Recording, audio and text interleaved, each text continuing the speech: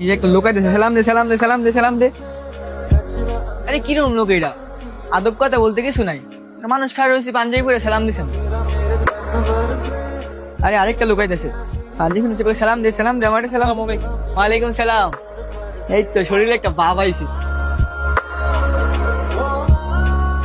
আরে হুজুর আইতেছে, এবার সালাম দিও, একটা ভালো ব্যবসা হবে। এই সালামটা দেখে আমার। আসসালামু আলাইকুম ওয়া রাহমাতুল্লাহি ওয়া বারাকাতুহু।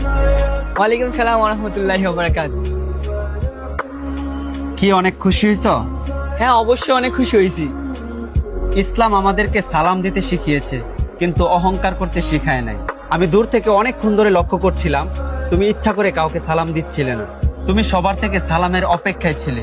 এটা এক প্রকার অহংকার। কিন্তু আমাদের নবীজি বলেছেন, যে আগে সালাম দেয় সে অহংকার মুক্ত থাকে। তাই সবসময় আগে সালাম দেওয়ার চেষ্টা করবা।